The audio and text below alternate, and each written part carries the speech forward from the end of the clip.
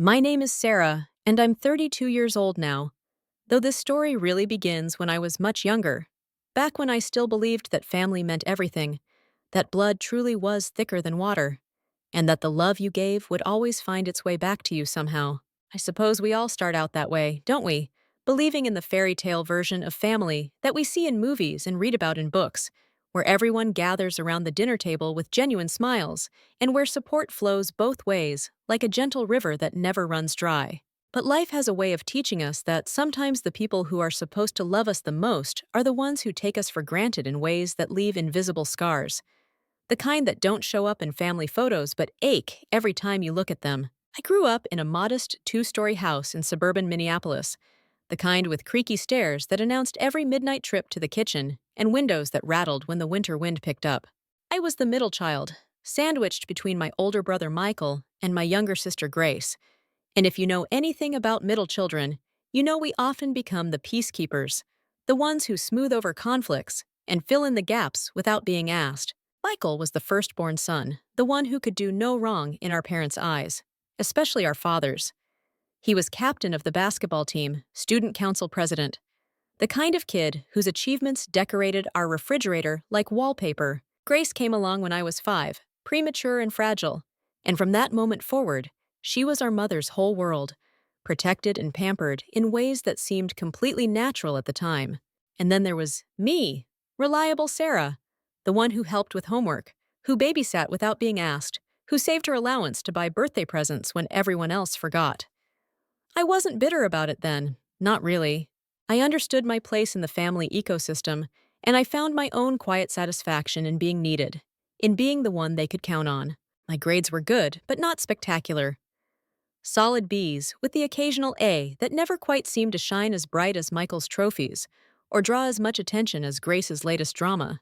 My teachers wrote comments like, "Sarah is a pleasure to have in class," and "She's so helpful with other students," which my parents would read with absent nods before asking if I could help Grace with her science project. When it came time for college, I watched Michael head off to State University on a partial athletic scholarship, our parents throwing him a huge going-away party, complete with a cake shaped like a basketball.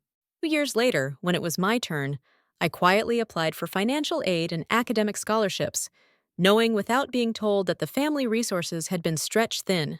I ended up at a smaller school, 45 minutes away, close enough to come home on weekends to help out, which I did more often than I probably should have.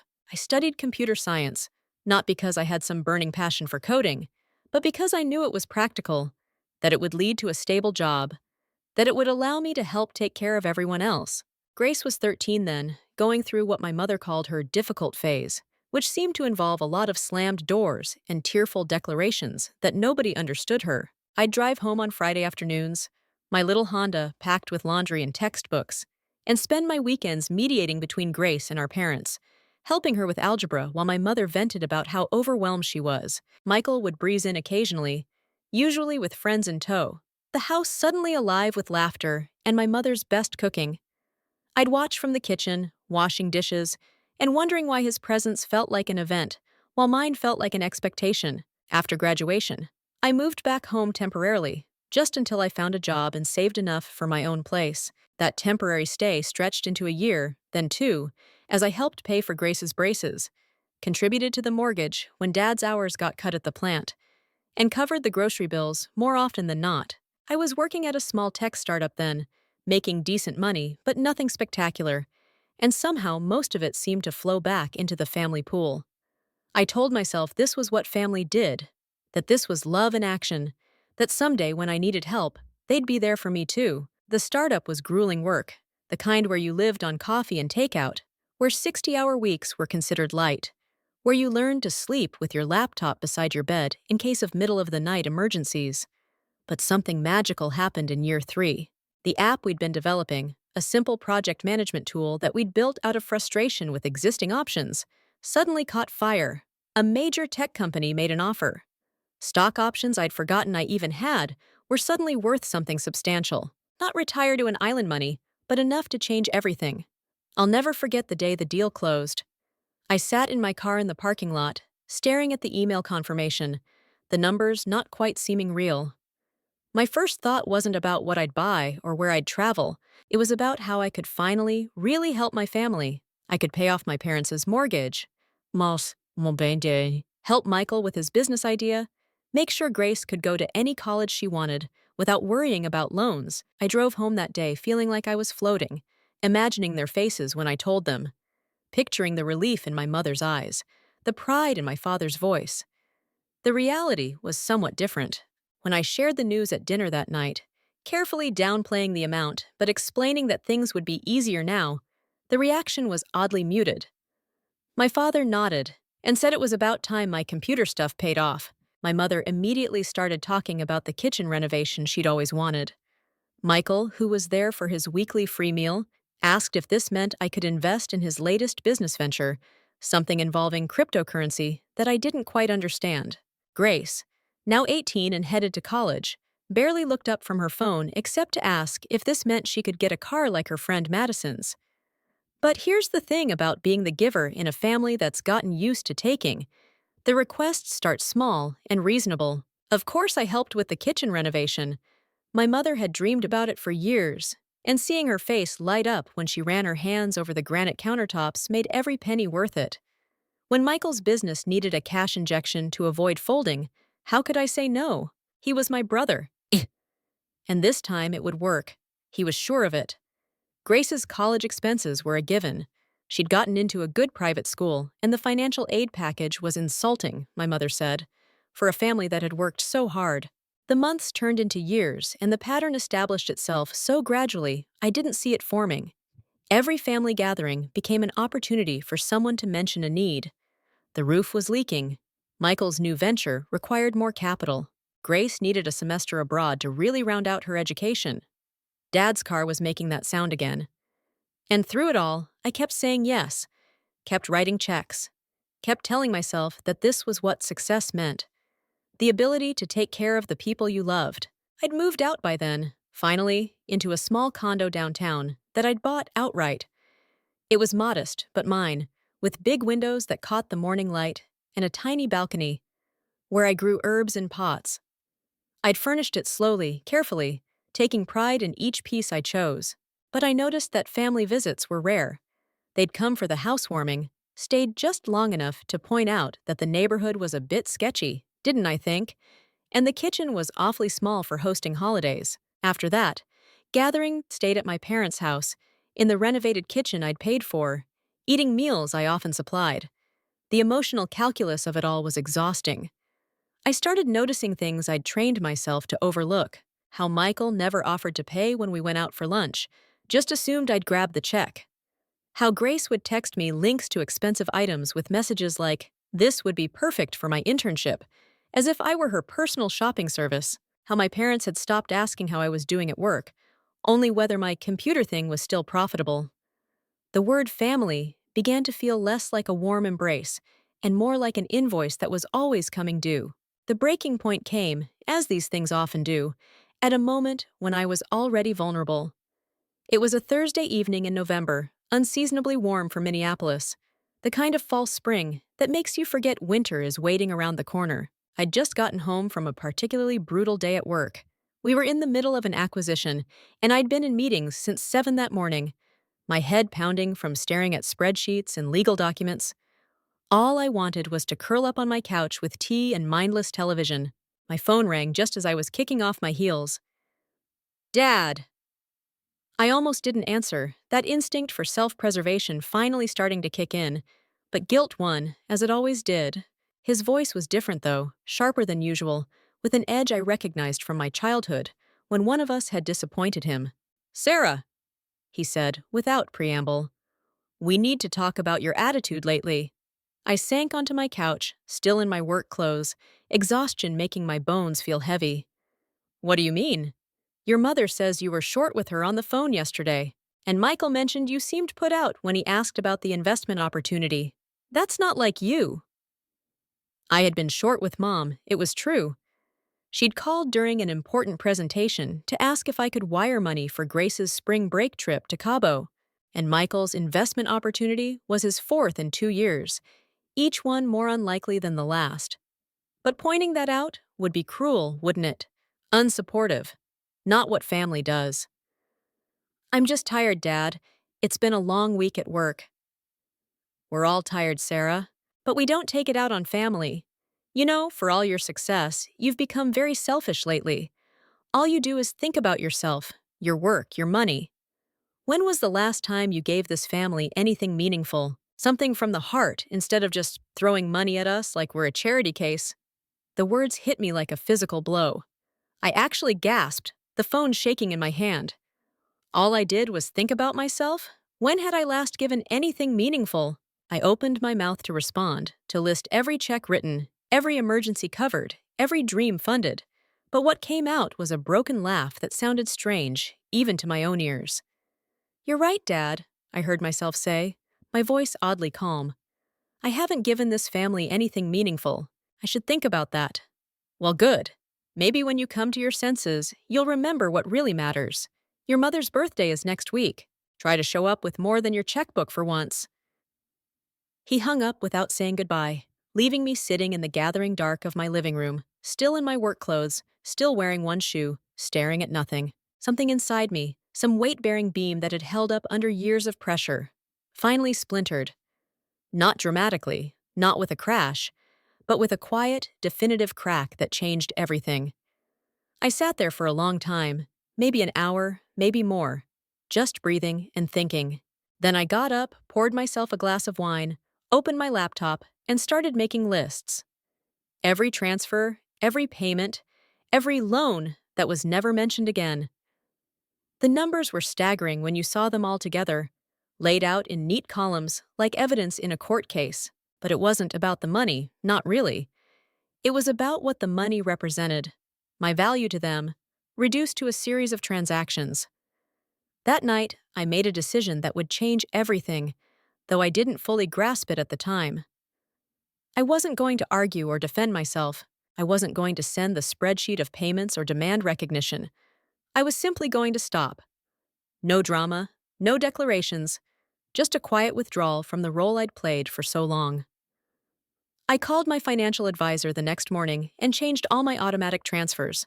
I sent a brief email to my assistant, asking her to decline any financial requests from family members. And then I waited. It took them 3 weeks to notice. 3 weeks of silence, which told me everything I needed to know about how often they thought of me when they didn't need something. The first call came from Grace, panic barely concealed under a layer of forced casualness. Hey, sis, weird thing. My tuition payment didn't go through. The bursar's office is being super annoying about it. Did something happen with your bank? I stared at her contact photo on my phone, a selfie she'd taken at her high school graduation, both of us smiling, my arm around her shoulders. I must have forgotten to set it up this semester, I said. You should probably talk to Mom and Dad about it. But you always handle it. Is everything okay? Are you having money problems? The concern in her voice might have swayed me once, but I recognized it now for what it was. Worry about her own situation, not mine. I'm fine, Grace. Just reassessing some things. She didn't call back, but within an hour, my phone lit up like a Christmas tree. Mom, Dad, Michael, even some cousins I hadn't heard from in months. I didn't answer any of them. Instead, I turned off my phone, ran a bath, and read a book I'd been meaning to start for months. It was a revelation, that silence. How quiet my life could be when I wasn't constantly responding to everyone else's emergencies. The voicemails started piling up, each one more insistent than the last. Mom's went from confused to hurt to angry. I don't understand what's gotten into you. This isn't like you at all. Michael's were shorter, more to the point. Call me back. This is ridiculous. But it was Dad's that revealed the most. His voice, usually so controlled, cracked with rage. Your sister might have to drop out. Is that what you want? To destroy your family? You've become someone I don't recognize, Sarah. Selfish and cruel. I listened to them all one morning, sitting on my balcony with coffee, the city waking up below me. Each message was like a small revelation, showing me how quickly love turned to anger when the tap turned off. I thought about responding, explaining my perspective, but what was the point? They'd already decided who I was to them. A resource, not a person. 2 days later, A cousin I was actually close to, Emma, reached out with a different kind of message. Hey, I heard what's happening. For what it's worth, I think it's about time. If you need someone to talk to who isn't going to guilt trip you, I'm here. We met for lunch that weekend at a little Vietnamese restaurant she loved. Emma was one of the few family members who'd made her own way, a nurse who worked long shifts and lived modestly but happily. She'd watched the family dynamics for years from the sidelines, she told me, biting her tongue when she saw how they treated me. You know what the worst part is, she said, stirring her foe? They genuinely don't see it. In their minds, you're not generous. You're just doing what you're supposed to do. It's like you don't exist as a person to them, just to function. When did you know? I asked. Thanksgiving 2 years ago. You hosted, remember? I watched you cook for 2 days, decorate everything, pay for everything. And when Michael made that toast about family supporting family, he looked right over your head, like you weren't even there. I wanted. So, it's about Mom and Grace, she painted. Suddenly, Emma sent me screenshots with a simple message. You need to see this. I read through Grace's post 3 times, each time feeling a different emotion. First, betrayal so sharp it took my breath away. Then anger, clean and clarifying. Finally, a strange kind of relief. She'd shown me exactly who she was, who they all were. The masks were off now, and we could all stop pretending. I didn't respond publicly. Instead, I took Emma's advice and documented everything. Every payment I'd made over the years, every text message asking for money, every email thread about family expenses. I organized it all into a neat digital folder, not for revenge, but for my own sanity. Proof that I hadn't imagined it all, that I had given everything that they'd asked for, and more. The turning point came when Dad sent a formal letter. Not an email or a text, but an actual letter on his old letterhead from the insurance company he'd retired from. It was a bizarre document, part guilt trip, part threat, written in the stiff language of someone trying to sound official. He demanded a family meeting to discuss my abandonment of familial duties and mentioned consulting a lawyer about my financial obligations to the family. I laughed when I read it, really laughed for the first time in weeks. The absurdity of it all, that they thought they could legally compel me to keep paying for their lives. I forwarded it to my own lawyer, a friend from college who specialized in family law. Her response was brief. They have no case, but save everything. This is gold if they actually try to pursue it. A week later, I made a decision that surprised even me. I booked a flight to Portland, a city I'd always wanted to visit but never had time for. I didn't tell anyone I was going, just packed a bag and left. For 10 days, I wandered through Powell's books, hiked in Forest Park, ate at food trucks, and sat in coffee shops watching the rain. I turned off my phone except for an hour each evening to check for actual emergencies. Not family drama, but real emergencies. Those 10 days taught me something profound about solitude versus loneliness. I'd expected to feel lonely, cut off from my family, adrift without their constant needs to anchor me. Instead, I felt like I was learning to breathe again. I could eat when I was hungry, not when someone needed me to pick up groceries. I could spend an entire afternoon reading without guilt. I could just exist, just be Sarah, not someone's daughter or sister or personal ATM. When I finally returned home, there were 47 voicemails waiting. I deleted. Maybe you were smarter than all of us. Take care of yourself. M. It wasn't an apology, not really, but it was the closest thing to acknowledgement I'd gotten from any of them. I saved it, though I didn't respond. What would be the point? We were past words now, past the possibility of reconciliation that would mean anything. The foundation of our relationship had been so fundamentally transactional that without the transactions, there was nothing left. The house situation unfolded over the next month like a slow-motion disaster. Mom called me crying one Tuesday night. The first time she'd gotten through my new screening system, she was using a neighbor's phone, clever enough to know I wouldn't recognize the number. Her voice was different, smaller somehow, scared in a way I'd never heard before. Sarah, please, we're going to lose the house. I know you're angry, and maybe you have a right to be, but this is our home. Your home. Where you grew up. Doesn't that mean anything to you? I closed my eyes, feeling the weight of every Christmas morning in that living room, Every birthday cake in that kitchen, every homework session at that dining room table. It means everything to me, Mom. That's why it hurts so much that you only call when you need money. That's not, that's not true. I call you all the time. When did you last call just to ask how I was, without needing something? The silence stretched between us. Answer enough. When she spoke again, her voice was bitter. So you're going to let us be homeless to prove a point? I'm not doing anything to you, Mom. I'm just not fixing it anymore. There's a difference. She hung up on me. It was the last time we spoke for several months. The family home went into foreclosure proceedings 2 months later. I heard about it through Emma, who heard through her mother. Part of me wanted to swoop in, to save it at the last minute like I always had. The old Sarah would have seen their desperation as a chance to prove her worth, to earn their love through sacrifice to. But I wasn't that person anymore. I couldn't be. The cost was too high. Not in dollars, but in self-respect. Instead, I did something else. I quietly set up a trust fund for education, not for my family, but for first-generation college students in Minneapolis, kids who, like me, were trying to build something better without a safety net. I named it after my grandmother, the only family member who'd ever seen me for who I was, who died when I was 15 but left me her piano and a note that said, "For Sarah, who gives so beautifully, remember to save some music for yourself." The trust felt like redemption, like taking all that money that had been grabbed and demanded and turning it into something chosen, something meaningful. The first scholarship recipient sent me a letter that made me cry. A young woman studying engineering whose parents worked 3 jobs between them to keep their family afloat. She reminded me of myself, but with one crucial difference.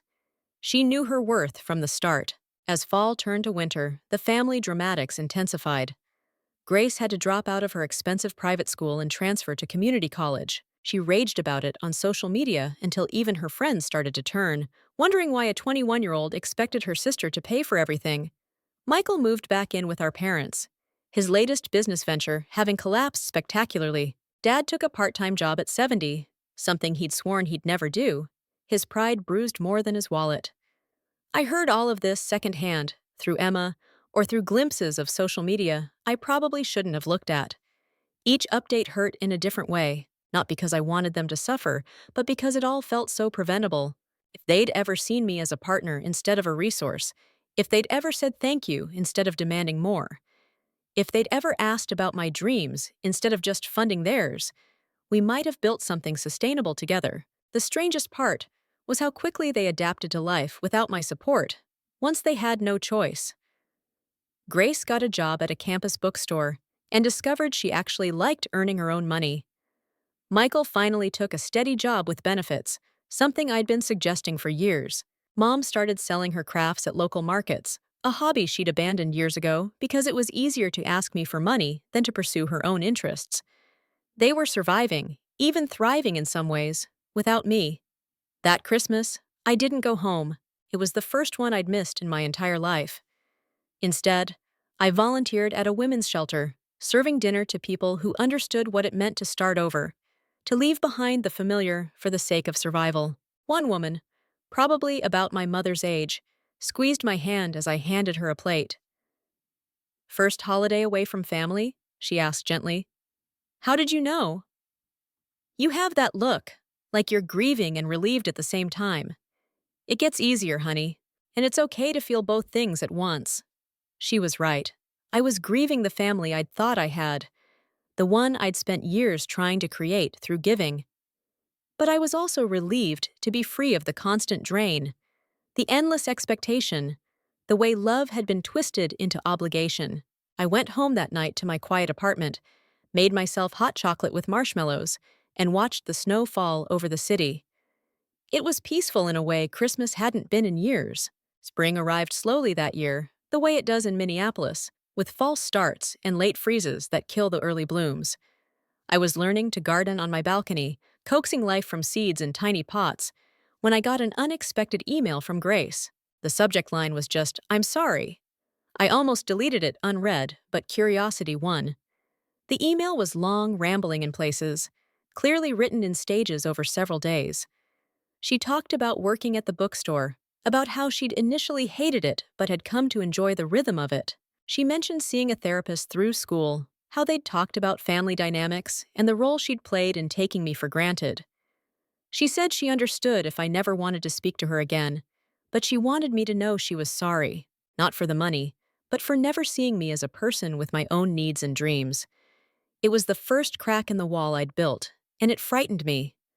I'd gotten comfortable with the distance, safe in my anger. An apology meant the possibility of hope, and hope was dangerous when it came to family. I didn't respond for a week, then two. Finally, I sent back a single line. I appreciate your apology. I need more time. She didn't push, which told me maybe she had grown. The old Grace would have demanded immediate forgiveness, would have made her apology about her needs rather than in mine. This Grace simply wrote back, I understand. I'm here if and when you're ready. Meanwhile, my life had expanded in ways I hadn't expected. Without the constant drain of family crises, I had energy for my own interests. I joined a book club, started taking pottery classes, traveled to places I'd only dreamed about. I dated for the first time in years, actually had time and emotional space for a relationship that went both ways. I discovered I was funny when I wasn't exhausted, adventurous when I wasn't worried about everyone else, ambitious for my own dreams when I wasn't funding everyone else's. The pottery was particularly therapeutic. There's something about working with clay, about creating something from nothing with your own hands. My instructor, a woman in her 60s named Joan, who'd left a corporate job to teach art, became an unexpected mentor. One evening, as I struggled with a particularly stubborn piece, she sat beside me. You're trying to control it too much, she said. Clay has its own mind. You have to work with it, not against it. Story of my life, I muttered, then found myself telling her about my family, about the break, about the guilt and relief that battled daily in my chest.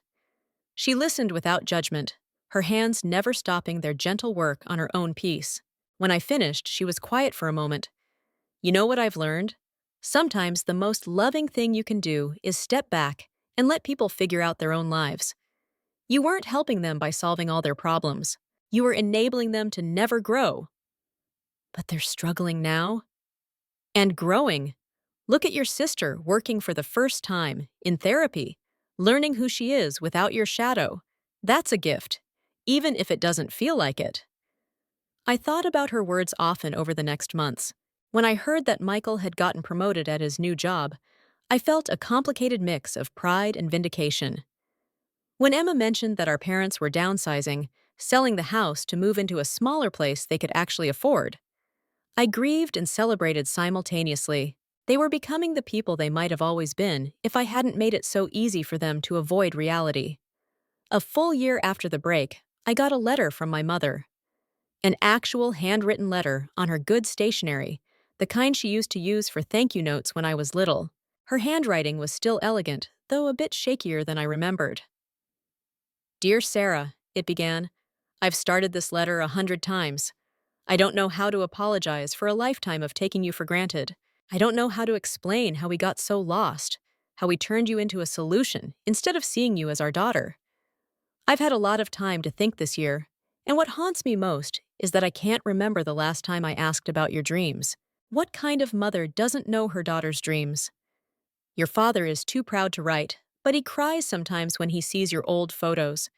We found one from your college graduation the other day. You look so hopeful, so ready to take on the world. I wonder when we started seeing that brightness as something to use instead of something to cherish. I don't expect you to forgive us. I'm not even sure I forgive us, but I wanted you to know that I see it now. I see you now, even in your absence. Especially in your absence. You were the best of us, Sarah, and we made you feel like you were never enough. That's our loss, not yours. I'm working at the library now, part-time. I think you'd be proud. I'm finally reading all those books I said I never had time for. Grace stops by sometimes, tells me about her job, her classes. She's different now, more like you used to be. Thoughtful, independent. She misses you terribly, but she understands. I hope you're happy. I hope you're living all those dreams we never asked about. And if you ever feel like you could stomach a cup of coffee with your mother, I promise to spend the whole time asking about you. Just you. All my love, Mom. I read the letter sitting in my pottery studio. Because I had one now, a little space I rented with 3 other artists where I could create whenever I needed to get my hands dirty. Tears dropped onto the paper, blurring some of the words, but I didn't try to stop them. This was grief, yes, but also something else. Recognition, maybe. The acknowledgement I'd never thought I'd get, and wasn't sure what to do with now that I had it. I didn't respond immediately. Instead, I threw myself into creating a piece I'd been thinking about for months, a set of nesting bowls, each one supporting the next, but each one also complete on its own. It took weeks to get them right, to find the balance between connection and independence. When they were finally finished, glazed in deep blues and greens that reminded me of the lake where we used to vacation when I was small, I knew what I needed to do. I packed the bowls carefully and drove to my parents' new apartment. It was smaller than the house, in a modest complex near the library where Mom worked. I sat in the parking lot for 20 minutes, gathering courage. Then I knocked. Mom answered, and for a moment, we just looked at each other. She was grayer than I remembered, softer around the edges, wearing a cardigan I'd given her years ago that she'd never worn when I could see it. "Sarah," she breathed, and I saw she was trying not to cry. "Hi, Mom. I brought you something." We sat at her small kitchen table, the one I recognized from my childhood, and I unwrapped the bowls. She ran her fingers over them gently, understanding immediately what they represented. "They're beautiful," she whispered. "You made these?" "I've been taking classes. Turns out I'm pretty good with my hands when they're not always reaching for my wallet." She laughed and cried at the same time, and suddenly I was doing the same thing. We talked for 2 hours, really talked, about everything and nothing. She asked about my work, my travels, the book club I'd joined, the man I'd been seeing. She told me about the library, about the reading program she'd started for kids, about how Dad was learning to cook now that they couldn't afford takeout. It wasn't perfect. There were awkward silences, careful distances, but it was real in a way our conversations had never been before. When I left, she hugged me at the door, holding on just a beat longer than necessary. "Thank you for coming," she said. "And thank you for the bowls. I'll treasure them." "Use them," I said. "They're meant to be used, not just admired." She smiled, understanding this too. "I will, every day." I drove home feeling lighter, but also heavier, if that makes sense. The door was open now, just a crack, but open. What we would build from here, I didn't know. It wouldn't be what we had before. That was gone forever, and good riddance. But maybe, possibly, we could create something new, something where I could be Sarah the person, not Sarah the solution. Grace and I met for coffee a week later, at a neutral location, a busy cafe downtown where we could escape if things got too intense. She looked different, older, more serious, wearing clothes I recognized as thrift store finds rather than the designer labels I used to fund. We were awkward at first, two people who used to know each other trying to figure out who we were now. "I'm sorry," she said again, wrapping her hands around her mug. "I need you to know that. Not just sorry for what happened, but sorry for who I was. For seeing you as, I don't even know how to say it." "As a wallet with a pulse?" I supplied. Not unkindly. She winced. "Yeah, that. God, Sarah, I don't know how you stood us for so long." Love makes you do stupid things, and enabling isn't love. I learned that the hard way. We talked about her job, her classes, her plans to become a social worker, a career choice that surprised me. "I want to help people," she said, "but really help them. Not just throw money at problems, but understand why the problems exist in the first place." "That's very mature of you." "Therapy helps. And seeing what happened to all of us, when the money stopped, we had to actually look at ourselves, and it wasn't pretty. But maybe that was what we needed." I thought about that as I walked home, how sometimes the kindest thing you can do is stop being kind in the ways that keep people stuck. How love sometimes means stepping back and letting people fall, so they can learn to catch themselves. How family isn't about blood or obligation, but about choosing, again and again, to see each other as whole people, rather than supporting characters in each other's stories. The reconciliation with Michael took longer. His pride was wounded deeper than the others, maybe because he'd been the golden child and had farther to fall. But eventually, he reached out too, asking if he could buy me dinner. Actually buy, he emphasized, with money he'd earned at his job. We went to a steakhouse, wildly expensive, and I watched him wince at the bill but pay it anyway, leaving a good tip. "I was an ass," he said over dessert. No preamble, no excuses. "I treated you like you owed me success because I couldn't create my own. I'm sorry." "Thank you," I said, and meant it. "I'm good at my job," he continued, almost surprised. "Like, actually good. They want to promote me again. And I keep thinking, is this what it feels like? To earn something instead of just expecting it?" "Yeah," I said. "It is." We weren't close the way siblings should be close. Not yet. Maybe not ever. But we were trying, all of us, to build something new from the ashes of what we'd burned down through neglect and taking each other for granted. Dad was the last holdout. His pride was ancient and deep, the kind passed down through generations of men who'd rather break than bend. But even granite erodes eventually. He started showing up when I had coffee with Mom, sitting quietly in the background, adding occasional comments about the weather or sports. Small talk, the kind of conversation you have with acquaintances, not your daughter. But it was progress. One day, almost 2 years after that fateful phone call, he asked if I'd like to go fishing. It was something we'd done when I was young, before life got complicated, before roles got fixed in stone. We drove out to a lake an hour north of the city, barely talking in the car. Country music playing softly on the radio. On the water, though, something shifted. Maybe it was the quiet. Or the simplicity of casting and waiting, but he started talking. About his own father, who'd worked himself to death in the mines. About the promises he'd made himself about giving his kids better. About how somewhere along the way, better had gotten confused with easier, and how he'd failed to teach us the value of earning our own way. "I was hardest on you," he said, eyes on his fishing line. "Because you were the strong one. Michael needed building up, Grace needed protecting, but you, I thought you didn't need anything from me, so I just took instead." "I needed you to see me," I said quietly. "Not what I could do, just me." "I see you now," he said. "Took losing you to do it, but I see you now." We didn't catch anything that day, but it didn't matter. We'd caught something else, something more valuable.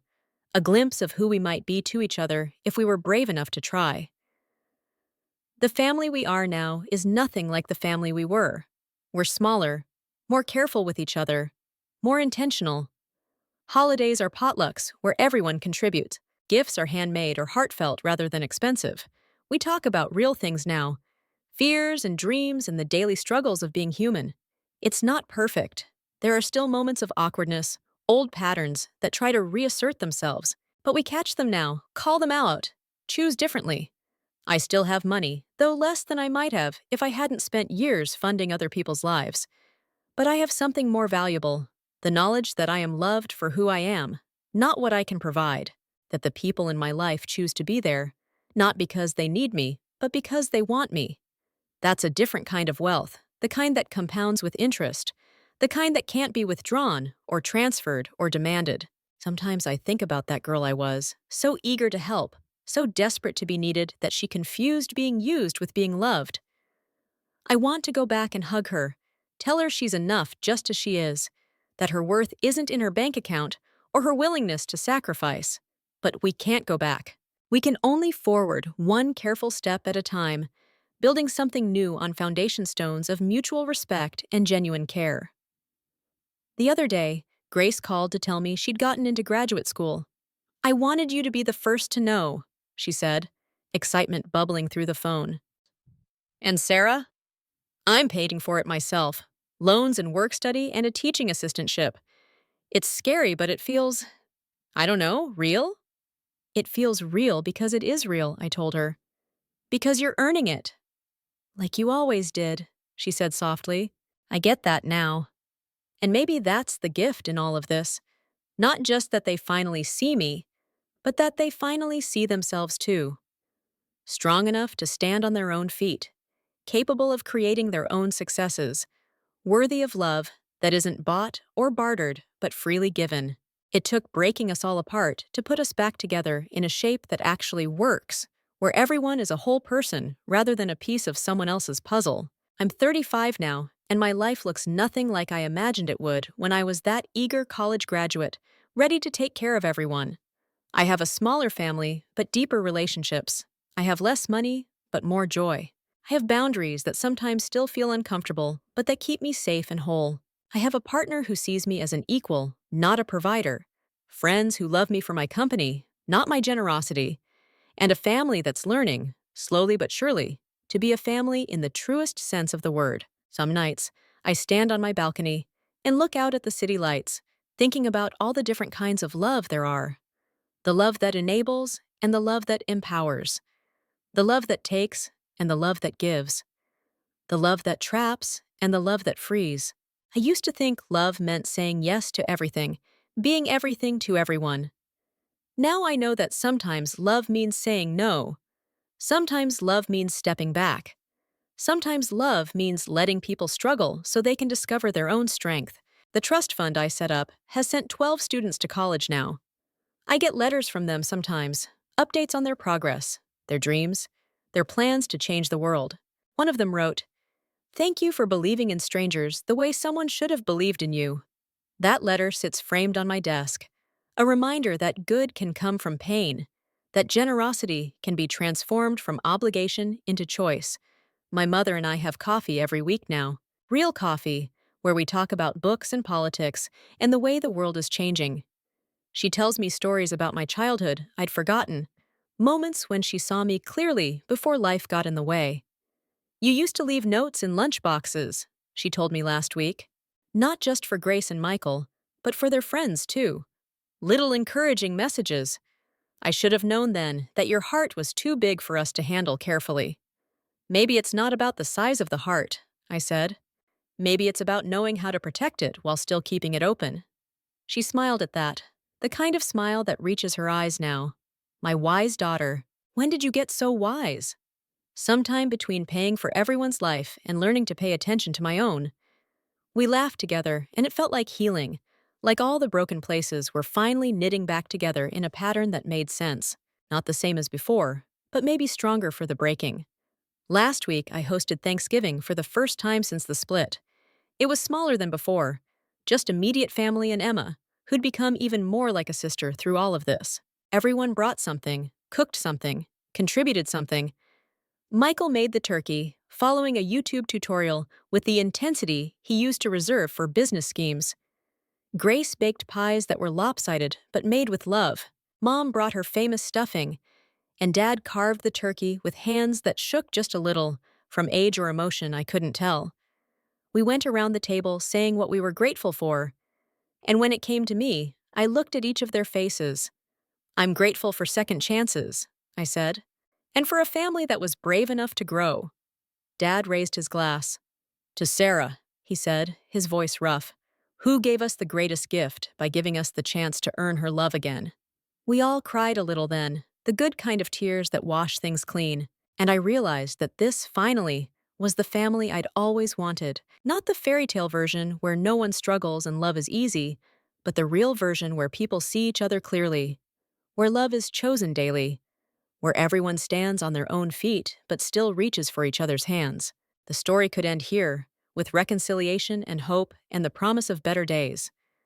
But life doesn't really end, does it? It just keeps going, one day flowing into the next, relationships ebbing and flowing like tides. We're still learning how to be a family that works. There are still days when old patterns try to creep back in, when Mom hints about some financial worry, or Grace eyes something she can't afford. But now we catch ourselves, laugh a little sheepishly, and choose differently. I've learned that love isn't measured in dollars given or sacrifices made. It's measured in the quiet moments, when you choose to show up as yourself, not as someone's solution. It's in the boundaries that feel harsh, but create space for real connection. It's in the grace we give each other when we fail, and the courage to try again. It's in knowing that you are valued not for what you can provide, but for who you are, gloriously and imperfectly human. My bank account is healthier now that it's not being drained by everyone else's dreams. But more importantly, my heart is healthier too. I can love without losing myself. I can give without going empty. I can be generous from choice rather than obligation. And that makes all the difference.